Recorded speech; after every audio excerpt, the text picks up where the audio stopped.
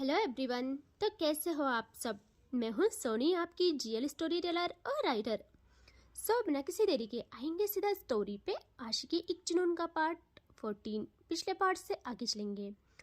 और स्टोरी शुरू होने से पहले आज मैं कुछ अल्फाज कहूँगी इस एपिसोड के लिए। जख्मों पर यादों की बरनौल लिए फिरता है, जहन में जुनून का माहौल लिए फिरता है। ए इश्क खैर मना और छुप जा कहीं जाके, दीवाना गुस्से में है और पिस्तौल लिए फिरता है। इश्क के कदमों में रखा स्वाभिमान है, खुददारी है। हम आशिक सब बंदर है, इश्क पहुंचा हुआ मदारी है। धड़कन जैसे चाकू है, सांस चलती जैसे आ रही है। आशिक होके ये जाना है, इश्क सबसे बड़ी बीमारी है। आते हैं स्टोरी पे। तो हमें दिखाते हैं सौम्या को, जो कि जब अपने घर से निकली थी तो डायरेक्ट पहुंच जाती है कॉलेज। और वो जाती है सीधा प्रिंसिपल के रूम में। वहाँ नॉक करती है, प्रिंसिपल उसे इजाज़त दे देते हैं। यहाँ सौम्या उनसे बात करती है और कहती है, सर आपने कहा था आप मुझे कुछ देंगे जो मैं मांगूंगी। कैंपिंग के दौरान बोला था आपने, याद है? तो वो कहते हैं, हाँ बिल्कुल, मांगो, क्या मांगना है, सब कुछ दे देंगे। यहाँ सौम्या कहती है, मुझे आज के लिए कॉलेज का रूफटॉप और पूरा कॉलेज चाहिए। और वो शॉक्ड, वो कहते व्हाट, मतलब तुम कह क्या रही हो, मैं समझा नहीं। और सौम्या कहती है, मुझे चाहिए, बाकी पूरी कॉलेज की रिस्पॉन्सिबिलिटी मेरी। कोई भी ऐसा वैसा काम नहीं होगा जिससे कॉलेज के नाम पे कोई बात आए, बट मुझे आज के लिए चाहिए। सर कुछ सोचते हैं, सबसे डिस्कस करते हैं और फिर उस पर भरोसा था उनको। उसके लफ्ज़ों में ही इतना वजन रहता था कि कोई उससे इनकार कर ही नहीं सकता था। और सर उसे इजाज़त दे देते हैं, उसके साथ हैंडशेक करके बात मान जाते हैं। और यहाँ सौम्या अब निकलती है बाहर और अपने साथ 4-5 ग्रुप को ले लेती है और उनको काम सौंप देती है। और अब हमें दिखाते हैं लगभग दोपहर के 2 बज जाते हैं। वहाँ का सीन कॉलेज कैंपस का, सौम्या के इश्क का, उसके जुनून का। सौम्या ने कॉलेज को सिर्फ सजाया नहीं था, उसने अपने जुनून को हर रास्ते में लिख दिया था। आज कॉलेज गेट से लेकर कैंपस के अंदर तक हर मोड़ पे रंगों और रोशनियों की कहानी थी। फूलों की लड़ियाँ हवा में झूल रही थी, फेरी लाइट्स जमीन से छत तक का दामन चूम रहे थे। और कॉलेज आज सपने की तरह चमक रहा था। और रास्तों पे दिल के शेप के कैंडल्स जल रहे थे, जैसे सौम्या का दिल खुद जमीन पे धड़क रहा हो। कैंपस के ट्रीज पे वाइट और रेड रिबन्स बंधी थी, जैसे किसी पागल आशिक ने अपने प्यार को हर पेड़ पर बांध दिया हो। स्टूडेंट्स जब इस रास्ते से गुजर रहे थे तो उनकी आंखों में सिर्फ हैरानी थी और जलन भी, कि काश कोई मुझे भी ऐसे प्यार करे, काश मैं रिधि की जगह होती। ये अल्फाज, ये लफ्ज़ हवा में घूम रहे थे, हर किसी की जुबान में बस यही नाम था। और फिर रूफटॉप पे आते हैं। रूफटॉप की तो क्या बात करूँ, रूफटॉप एक अलग दुनिया बन चुका था। आज ग्लास लैंटर्न्स हवा में लटक रहे थे, फ्लोर पे रोज पेटल्स और रिधि का नाम लिखा था बड़े बड़े अक्षरों में, एंड क्वीन। और सेंटर में एक वाइट डेकोरेटेड सेटअप, जैसे किसी फिल्म का क्लाइमेक्स सीन हो।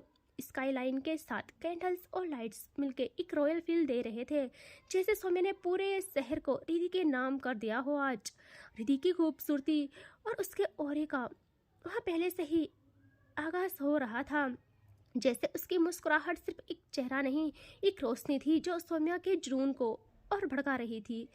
रिधि के प्रेजेंस फील करना एक शांत समुंदर था और सौम्या उस समुद्र में तूफान बन के डूब चुकी थी। स्टूडेंट्स चुपचाप खड़े थे, कोई जेलिस, कोई इमोशंस से भरा हुआ और कोई इम्प्रेस हो रहा था। सबके दिल में एक ही ख्याल था, सौम्या जैसा पागल प्यार अगर ज़िंदगी में मिल जाए तो ज़िंदगी खुद एक दास्तां बन जाके रह जाती है। और सौम्या वो सिर्फ डेकोरेशन नहीं दे रही थी, वो अपनी दीवानगी, अपना ऑब्सेशन, अपनी ज़िंदगी का सबसे बड़ा कॉन्फ्रेंस लिख रही थी आज, ताकि रिधि समझ जाए कि ये सिर्फ प्यार नहीं, इश्क है, जुनून है जो आधे लांग चुका है, जो सिर्फ उसके लिए पैदा हुआ है। आज तक जो लड़की किसी को एक फूल ना दे, आज उसने अपना सब कुछ रिधि के नाम कर दिया था। और जब उसका सारा सेटअप कंप्लीट होता है, वो बाइक में बैठ जाती है और अपने घर की ओर निकलती है। कुछ टाइम के बाद वो अपने घर पहुंच जाती है, जहाँ जैसे वो डोर खोलती है वो कहती है जान आई एम सॉरी, मुझे देर हो गई बट मैं कुछ काम कर रही थी। और वो जैसे अंदर देखती है वहाँ रिधि नहीं। सौम्या को थोड़ा धक्का लगता है और सौम्या ज़्यादा लोड नहीं लेती और समझती है वॉशरूम में होगी। और वो वॉशरूम में जाके चेक करती है बट वहाँ भी रिधि नहीं। अब उसका दिल अजीब बेचैनी से घिर जाता है और जल्दी कॉल करती है रिधि को बट कोई रिस्पॉन्स नहीं था यार। वो लगातार कॉल करती है, सैकड़ों कॉल कर डालती है बट फिर भी कोई रिस्पॉन्स नहीं। अब उसका सब्र जवाब दे रहा था। धीरे धीरे वो जल्दी से अपनी बाइक की कीज लेती है और जैसे वहाँ से निकलती है उसके फ़ोन पे नोटिफिकेशन आती है, एक मैसेज आता है। वो जल्दी देखती है वहाँ और वहाँ रिधि का मैसेज था, सिर्फ एक मैसेज कि मैं घर आई हूँ, काम था कुछ, मिलती हूँ जल्द, बस इतना। सौम्या आज थोड़ा शांत रहना चाहती थी। वो मैसेज देख के खुश हो जाती है और एक वॉइस नोट भेजती है कि जान आपके लिए एक कार आएगी आपको लेने के लिए 4 बजे तक, ओके आप तैयार रहना और डायरेक्ट कॉलेज आ जाना। और वो अब देखती है अपने रूम को और फिर किसी को कॉल करती है और फिर वो अगेन आ जाती है कॉलेज और फुल रेडी होके आती है और हाथों में गुलाब का बुके लिए। सांसों में पहली बार अजीब तपिश थी उसकी और आंखों में इंतजार। यहाँ पूरा माहौल बन गया था, सारे स्टूडेंट्स भी वहीं थे, इवन कुछ टीचर्स भी। और सबसे ज़्यादा आज जिसका दिल जल रहा था वो थी मैम। ये इसकी दास्तां किस किस को पागल कर डाले, किस किस को मार डाले, अभी कोई अंदाज़ा नहीं लगा सकता है। यहाँ सौम्या का फ़ोन रिंग होता है और वो इतनी खुशी में देखती है कि जिसकी कोई सीमा नहीं। उसने ना देखा भी नहीं था कि किसकी कॉल है। वो जल्दी से पिक करती है और कहती है जान कहाँ हो आप, इतना टाइम हो गया है, कब से वेट कर रही हूँ मैं। और दूसरे ही सेकंड वो शॉक्ड, वहाँ थी सिया। और आज सौम्या ने उसे जान बोला था। सिया का हाल क्या बयां करूँ, वो ढंग से बोल भी नहीं पाती खुशी के मारे। वो कहती है आप मेरा वेट कर रहे थे, मैं भी आपका वेट कर रही हूँ। सौम्या तो फ्रीज हो जाती है। वो कहती सिया आप कब आए घर और मेरा वेट क्यों। यह सिया कहती है आपका वेट, आपको पता सारा काम मैंने आज ही ख़त्म किया, अभी फ्लाइट लैंड हुई है मेरी, मैं आ रही हूँ आपके रूम पे, सो वेट। हाँ। और सौम्या कुछ कहती है, सिया कॉल कट कर देती है और सौम्या परेशान फिर ना ज़्यादा नहीं सोचती और रिधि का वेट करने लगती है।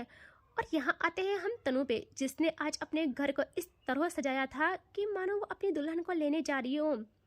अपने दिल का हाल हर एक दीवार पे लिख डाला था उसने, हर एक चीज़ पे हर जगह उतार दिया था उसने आज, क्योंकि आज वैलेंटाइन डे था। तो आज वो अपने प्यार को सिया तक पहुंचाना चाहती थी, जिसमें उसकी फैमिली भी साथ थी उसके। उसने अपनी माँ को सब बता दिया था। वो ना सिंगल चाइल्ड थी और उसके पापा भी नहीं थे, मतलब उनकी डेथ हो गई थी किसी हादसे में। और उसकी मॉम बिजनेस वूमेन थी और उसकी खुशियों पर जान देने वाली थी। उसकी माँ उसका साथ देती है और कहती है जा मेरी बहू को ले आ, बाकी हम मना लेंगे उसको। और तनु ना उसके दिलो दिमाग में एक अजीब सा खुमार उतर चुका था आज सिया के लिए। वो इतने दिन सो नहीं पाई थी, उसने सिर्फ वही देखी थी, उसी को सुना था, उसी पे उसकी नज़र थी। और तनु को पता था कि सिया कहाँ गई है और आज आ रही है, उसके लिए ये सब पता करवाना कहाँ बड़ी बात थी यार। तनु अपने साथ कुछ गार्ड्स लेके आती है एयरपोर्ट पे, हाथों में गुलाब। उस पागल को प्यार एक्सप्रेस करना नहीं आता था, मोटी बुद्धि की थी उसकी, ऐसे आता थी या तो मारो या मर जाओ वाला सीन था उसका। और सिया जैसे एयरपोर्ट से बाहर आती है, उसने अपने पापा को कॉल करके कह दिया था कि आप गार्ड मत भेजना, बस गाड़ी भेज देना, मैं सौम्या के घर जाऊंगी। और वो तो सौम्या के नाम से कितना खुश हो जाते हैं हम सबको पता है। और वो जैसे बाहर निकलती है, उसके हाथों में गुलाब का बुके था, उसके चेहरे पे ऐसा प्यार, ऐसी मासूमियत कि पत्थर के कलेजे को भी पिघला दे। उसका इतना प्योर प्यार था यार, इतना पाकीज़ा प्यार। वो जैसे बाहर निकलती है उसी पल उसके कदम रुक जाते हैं, आंखें बड़ी बड़ी हो जाती है, क्योंकि उसके सामने सडनली तनु आ जाती है। भाई देख रहे हो डेस्टिनी यार। और फुल एटीट्यूड में कहती है Siya welcome to my city, मतलब तुम्हारी सिटी, मतलब हमारी सिटी। और सिया कंफ्यूज कि इसे क्या हुआ। यहाँ तनु जल्दी से अपने गॉगल्स रिमूव करती है और कहती है हम सॉरी, मैं क्या बोल रही हूँ आज मुझे खुद पता नहीं, बट मैं तुमसे बात करवाना चाहती हूँ। सिया कहती है व्हाट। यहाँ तनु कहती है मतलब बात करना चाहती हूँ, आई एम सॉरी। हाँ। यहाँ सिया कहती है आपको हो क्या गया है और यहाँ क्या कर रहे हो, कोई आने वाला था क्या। तनु कहती हाँ हाँ आने वाला था नहीं थी मतलब तुमको लेने आई हूँ यार। सिया ना टेढ़ी आंखों से देखती है उसे और कहती है देखिए मुझे देर हो रही है, मैं जा रही हूँ। और वो वहाँ से जाने को होती है कि तनु एकदम उसका हाथ पकड़ के अपनी ओर खींचती है और सिया की नाजुक कलाई पे दर्द हो जाता है। वो गुस्से में देखती है तनु को और तनु कहती है I am sorry Siya, I am sorry, लेकिन मेरी बात सुनो प्लीज। सिया कहती है मुझे कुछ नहीं सुनना, मुझे देर हो रही है। उसे ना डर लग रहा था। और अब जाती है तनु की नज़र सिया के हाथों में रखे गुलदस्ते पे और तनु एकदम उसका हाथ अगेन पकड़ती है, लेकिन इस बारी ना ग्रिप पॉजिटिवनेस से भरी थी और उसकी डार्क टोन और गहरी हो जाती है। वो कहती है ये तुम्हें किसने दिया, किसकी इतनी हिम्मत हुई, किसको अपनी जान प्यारी नहीं। यहाँ सिया देखती है उसे कि इसे क्या हुआ और कहती है किसी ने नहीं दिया और मैं देने वाली हूँ इसे किसी को, और मेरा हाथ छोड़ दो प्लीज।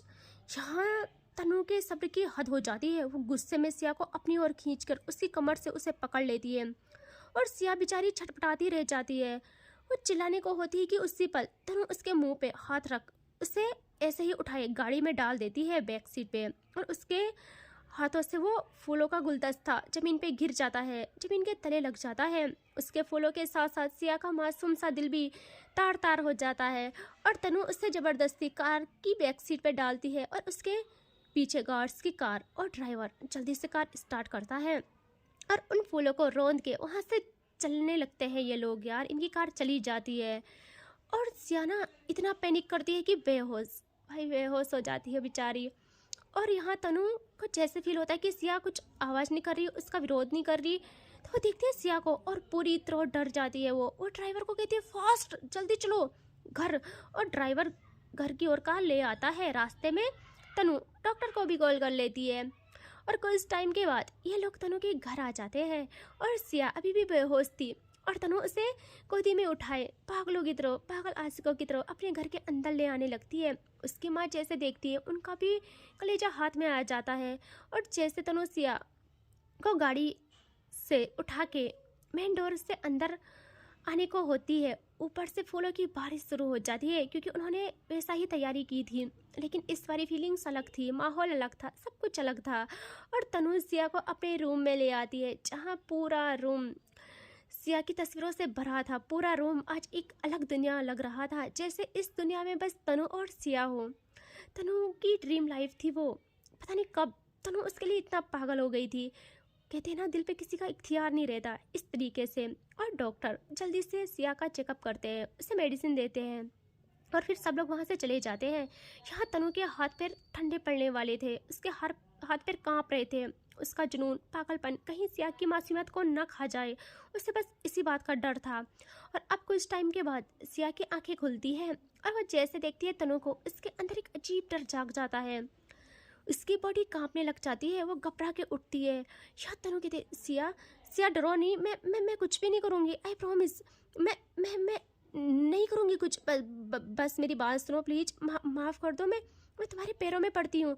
और तनु इश्क में इस कदर हार गई थी कि खुद को क्या बोलूँ, वो हाथ जोड़े नीचे बल बैठ गए। सिया के पैरों को छूने को होती है, अपना सर रखने को होती है उसके पैरों के तले, और सिया अपने पैर साइड कर लेती है रफली और वहाँ से उठ जाती है और डरते हुए बाहर भागने को होती है कि तनु एकदम उसे उसका हाथ से पकड़ के साइड करती है और जल्दी से डोर बंद कर लेती है। और सिया शॉक्ड, उसने आज तनु का ये रूप पहली बार देखा था और उसे ये सारी चीज़ें बिल्कुल पसंद नहीं थी। वो हाथ जोड़ देती है और कहती प्लीज़ मुझे जाने दो, मैं शिकायत नहीं करूँगी किसी से आपकी, प्लीज़ मुझे जाने दो, मुझे अच्छा नहीं लग रहा, मेरा दम घुट रहा है, मैं हाथ जोड़ती हूँ, मुझे जाने दो बस। और वो रोने लगती है। यहाँ तनु करे तो करे क्या, वो कहती है सिया मेरी बात सुनो, मैं तुमसे बहुत प्यार करने लगी हूँ, बहुत ज़्यादा, बस मेरी बात सुनो, मैं तुम्हें सारी खुशियाँ दूंगी, जैसा तुम बोलो वैसा बन जाऊँगी, सच्ची में सब कुछ छोड़ दूंगी, जो तुम्हें पसंद नहीं है मैं सब कुछ छोड़ दूंगी, जो तुम्हें पसंद है वही करूँगी, बस प्लीज़ प्लीज़ मुझे एक्सेप्ट कर लो, मुझसे नहीं रहा जाता यार, तुम्हारे बिना मुझे नहीं आता अपनी फीलिंग्स जाहिर करना, कैसे समझाऊँ मैं तुम्हें। और वो हाथ जोड़े नीचे बल सिया के सामने बैठ जाती है और कहती है मैं ऐसे ही हूँ, गुस्सा आ जाता है मुझे, जब तुमने बोला ये फूल तुम लाई हो वो भी किसी और के लिए, मेरे अंदर खून जल उठता है और मैं नहीं बर्दाश्त कर सकती हूँ यार, प्लीज़ मेरी बात समझो। जब तुम उस सौम्या के साथ रहती हो उसके लिए तुम्हारी नज़रों में प्यार दिखता है और मेरे लिए नफरत, गुस्सा तो मैं बर्दाश्त नहीं कर पाती, पागल हो जाती हूँ। मैंने अपनी माँ से भी बात की, वो तुम्हें पसंद करती है, वो तुम्हारे पापा से भी बात कर लेंगी, सब सब सेट हो जाएगा, सब सेट कर लूँगी मैं, बस हाँ कह दो, बस हाँ कह दो, प्लीज़ हाँ कह दो। मैं मैंने ना सोचा है, मैंने ये सोचा था कि कहीं तुम्हारे मन में उसके लिए फीलिंग्स ना आ जाए, नहीं ना आ जाए, इसलिए मैंने सोचा पहले ही तुम्हें अपना बना लूँ, तुम्हें हासिल कर लूँ, फिर वो तुम्हारे दिलो दिमाग से निकल जाएगी, वो हमारे बीच आई ना, अगर मैं उसे मार डालूंगी सिया, मैं मार डालूंगी सच में।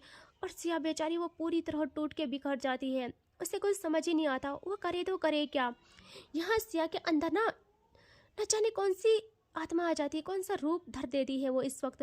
वो एकदम अपने आंसू साफ करते हुए कहती है, उनके लिए फीलिंग्स ना आए, उनके लिए फीलिंग्स ना आ जाए, इसलिए आपने मुझे यहाँ यहाँ यहाँ इस तरह कैद कर लिया है। हाँ, अब अब क्या करोगे आप जब आपको ये पता चलेगा कि फीलिंग्स आ गई है।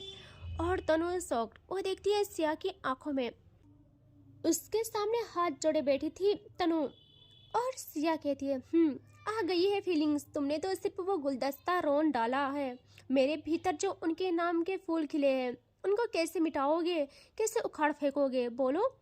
हो गया है मुझे प्यार, प्यार नहीं इश्क हो गया है मुझे उनसे, अब मेरी वापसी मुमकिन नहीं, ना ही किसी और की तरफ मुड़ना मुमकिन है। क्या करोगे, मार डालोगे मुझे, मार डालो, जो करना है करो। और तनु यार, जो अभी तक शरीफ बन रही थी, उसके अंदर का जानवर जाग जाता है, वो एकदम उठ के आंखों में अंगार भरे सिया के क्लोज आती है। और सिया इस बारी नहीं डरती, वो आंखों में मासूमियत से घिरे आंसू लेके देखती है तनु को, और वैसे ही हुनक हुनक के रोती रहती है, वो मासूम बच्चे की तरह रो रही थी यार। और यहाँ तनु एकदम उसको ना उसके बालों से ग्रैब कर लेती है। यार तनु, यही यही तो नहीं करना था, अपने गुस्से को थोड़ा तो कंट्रोल करती। और तनु आज अपने आपे में नहीं रहती, वो कहती है, सिया तुम उसके लिए इतना पागल कब हो गई जो तुम्हें मरने का भी डर नहीं लगा। जो लड़की ऊंची आवाज में बात तक नहीं कर सकती थी, किसी को देख भी नहीं सकती थी, वो आज शब्दों का खेल खेल रही है। शब्दों से खेलना जान गई है। सच बताना, उसने तुम्हें छुआ है, सच कहना सिया, कहाँ कहाँ छुआ उसने तुम्हें। मैंने कुछ पूछा है तुमसे और वो इतनी जोर से चिल्लाती है कि क्या बोलूँ। वो कहती है कि मैंने कुछ पूछा है सिया तुमसे, उसने तुम्हें छुआ है क्या। यहाँ सिया ना पूरी एनर्जी के साथ तनु को उससे दूर पुश करके फेंक डालती है। आज वो मामूली सिया नहीं रहती, वो आंखों से बेतहासा बहते आंसुओं के साथ कहती है, हाँ छुआ है उसने मुझे।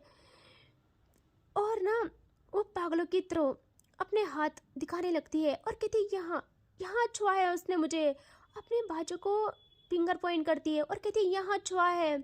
और यार ये वाला सीन ना सबसे ज़्यादा दिल तोड़ने वाला था। वो आंख बंद कर आंखों में आंसू लिए अपने माथे पे टच करती है जहाँ सौम्या ने उसे किस किया था, और वो कहती है, यहाँ छुआ है उसने मुझे। और फिर आखिरी में वो अपने दिल पे फिंगर पॉइंट करती है यार, और कहती है, यहाँ छुआ है उसने, मेरी रूह को छुआ है। और वैसे ही रोने लगती है। और तनु जो पीछे मिरर पे जा टकराई थी, उसकी दुनिया, उसके अरमान उस मिरर के साथ साथ चकनाचूर हो गए थे। और आफ्टर अ सेकेंड उसके अंदर एक अजीब सा इंसान जाग जाता है, एक आग लग जाती है, वो एकदम खुद को संभाल के उठ जाती है। और उसके हाथों पे जख्म लग गए थे और खून बेतहासा बह रहा था, बट उसे कोई परवाह नहीं। वो उसी हाथ से अपने चेहरे पे आए बाल हटा देती है और गुस्से में रूम का डोर लात मार के खोलती है, जिससे सिया बहुत डर जाती है, सहन नहीं कर पाती, सहम सी जाती है वो, और तनु उस रूम से बाहर निकल जाती है। यहाँ तनु की माँ भाग के आती है जब वो तनु को इस अंदाज में देखती है, और वो गार्ड्स को कहती है कि जाओ उसे फॉलो करो। और वो जल्दी से सिया के पास आने लगती है और गार्ड्स को कहती है कि तनु का ध्यान रखे, उस पर नज़र रखे। यहाँ वो सिया के पास आके उसे संभालते हुए उसे हक कर लेती है और उसको शांत करने का ट्राई करती है। यहाँ तनु गुस्से में घर से बाहर आके, वहाँ एक गार्ड था, उसके हाथों से गन छीन लेती है और वो शॉक्ड, और वो बैठ जाती है अपनी कार में, और जो तूफान बनती है क्या बोलूँ। और यहाँ उसके पीछे गार्ड्स की कार निकल पड़ती है और तनु की कार रास्ते में आए सारी चीज़ें क्रॉस कर रुकती है सीधे कॉलेज कैंपस में। और जैसे रुकती है उसका कहाँ ध्यान यार वहाँ की सजावट पे जाता। वो अपनी गन को कॉक करती है, उसके अंदर बुलेट भरती है और आगे बढ़ती है। यहाँ जो जो तनु को देख रहे थे सब शॉक्ड, उसके बाल बिखरे, आंखों में लाल पना और साथ साथ आंसुओं का समुंदर ठहरा था, बट वो समुंदर बाहर नहीं निकलता।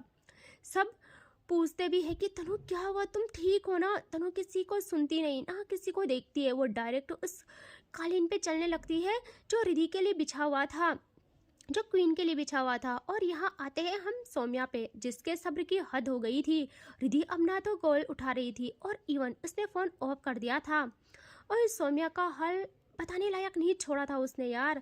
यहाँ सौम्या के हाथों में गुलाबों से भरा बुके रह जाता है। वो उसे बहुत टाइट पकड़ती है, मानो उसे तोड़ डाले। वो उसकी आंखों में शैतानीपना झलकने लगता है और वो उस बुके को गुस्से में उस रास्ते की तरफ फेंकती है जहाँ से ऊपर आने का रास्ता था। और वो जैसे फेंकती है ना, वो जा टकराता है तनु के सीने पे और तनु की आंखें बंद हो जाती है। आफ्टर अ सेकेंड वो अपनी आंखें ओपन करती है। यहाँ सौम्या को तनु दिखती नहीं, वो उसे मुंह ही नहीं लगाए ऐसी थी। वो अब वहाँ से अपने कदम बढ़ाने लगती है बाहर और तनु को क्रॉस करने वाली थी कि तनु एकदम उसके शोल्डर में हाथ रख के उसे पीछे पुश करती है। बट शेर 2 कदम पीछे जाके अपनी पलकें उठा के देखती है तनु को और आवाज़ में वो पावर की सबकी रूह हिल जाए। यहाँ सौम्या कहती है, तेरी इतनी औकात, आज मुझसे मत टकरा तनु, यहाँ रिधि भी नहीं है जो तुझे बचा ले। तनु कहती है, तू अपनी सोच, तुझे कौन बचाएगा आज। और वो एकदम गन पॉइंट करती है सौम्या को और ट्रिगर पे उंगली जमाए कहती है, तूने मेरा इश्क मुझसे छीनने की भूल की है, मैं तुझसे तेरी सांसें छीन लूंगी। और प्यार में किस कदर पागलपन दिखाया जाता है तुझसे बेहतर कौन जानता होगा। तूने सारी लड़कियों के साथ खेला ठीक है, लेकिन तूने मेरी सिया को मुझसे छीनना चाहा। यहाँ सौम्या को कुछ पता ही नहीं कि क्या हो रहा है और तनु जस्ट ट्रिगर प्रेस करती उसके पहले सौम्या की पावरफुल किक तनु के हाथ पे जा लगती है और हाँ ना, गन नीचे गिर जाती है बट गोली चली जाती है। गोली चल गई थी। सौम्या सेकंड के हिसाब से खुद को स्लाइड करती है और वो गोली पीछे जहाँ बहुत बड़ी सौम्या और रिधि की तस्वीर लगी थी वहाँ जा लगती है और तस्वीर पूरी तरह डिस्ट्रॉय हो जाती है उसके अरमानों की तरह और पूरे कॉलेज में हड़कंप मच जाती है। यहाँ दोनों शेर आपस में भिड़ने वाले थे आज, इनको रोकने वाला कोई था भी नहीं। और तनु खुद को संभाल कर एक जोरदार किक ईयर लिफ्ट होके सौम्या पे करने वाली थी कि दूसरे ही पल सौम्या का बैकवार यार उसको जमीन के तले लगवा लेता है और तनु सेकंड के हिसाब से उठती है और सौम्या को समझती उसको एक ऐसा पंच करती है कि उसके मुंह से ब्लीडिंग आना स्टार्ट हो जाती है भाई। और उसके कदम हल्के पीछे स्लाइड होते हैं बट जैसे वो खुद को संभालती है खुद के मुंह पे हाथ लगाती है और देखती है अपने हाथ पे वहाँ खून था। वो अपने आपे में नहीं रहती जो टूट पड़ती है ना तन्वी पे यार, दोनों एक दूसरे को मारने वाले थे आज। यहाँ सौम्या भारी पड़ रही थी हर बारी तनु पे और तनु को याद आ जाता है कि सिया के अल्फाज, उसका सौम्या के लिए तड़पना और उसे रिजेक्ट करना और उसमें ऐसी एनर्जी आ जाती है वो एकदम सौम्या को पलटा के नीचे कर लेती है और उसका हेड फर्श पे रख के उसके हेड को फर्श पे दबाती है और कहती है गुस्से में, तुझे क्या लगता है मेरा प्यार मुझसे छीन के तेरा तुझे मिल जाएगा, बर्बाद हो चुकी हो तुम, तुम्हें खबर भी नहीं रिधि की चाल से। और सौम्या शॉक्ड। यहाँ तनु कहती है अच्छा खेल खेला, बहुत अच्छा खेल खेला उसने तुम्हारे साथ, घमंड था ना तुम्हें खुद पे, सारी दुनिया तुम्हारे कदमों में आ जाती थी। आज देख तुम किसके कदमों में हो, किसके कदमों में आ गई हो तुम। और सौम्या को समझती तनु कहती है, सारा खेल था ये, तेरे साथ रहना प्यार करना, तुझे क्या लगता है रिधि तुझे चाहेगी, तुझ जैसे उसके आगे पीछे घूमते हैं जो किसी पे एक नज़र ना देखेगी, वो तुझे देखेगी क्या। याद है तुझे उस दिन तेरा ना क्लास में सबके सामने उस पे हाथ उठाना, मेरी शेरनी के जिगर पे वार किया था तूने। उसी पल उसने सोच लिया था तुझे इस कदर अपने कदमों में लेके छोड़ेगी कि तुम कहीं की नहीं रहोगी, कहीं की नहीं। फिर क्लब में मिलना, फिर तेरे अपार्टमेंट में आना, वहाँ रहना, तेरे साथ बीच पे जाना और हाँ ट्रिप पे जाना। वरना रिधि फॉरेन ट्रिप्स के अलावा ऐसी चीज़ों को भाव भी नहीं देती है।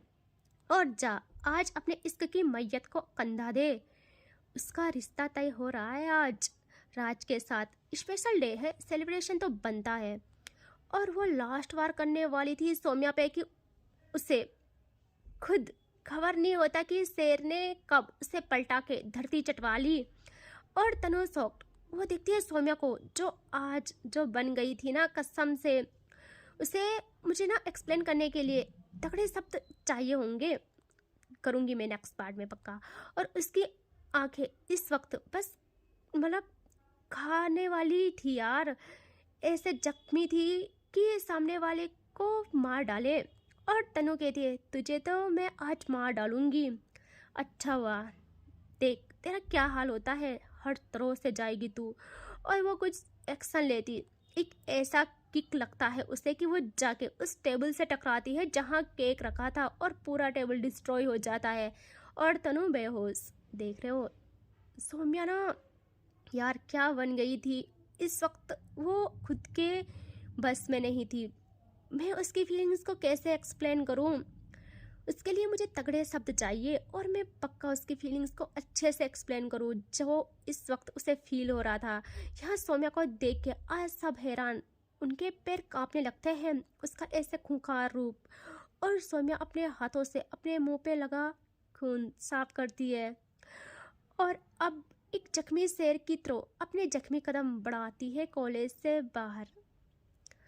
और देख रहे हो आगे क्या तबाही होगी, कोई नहीं जानता है। सो मिलेंगे नेक्स्ट पार्ट में, ठीक है। Take care, bye bye.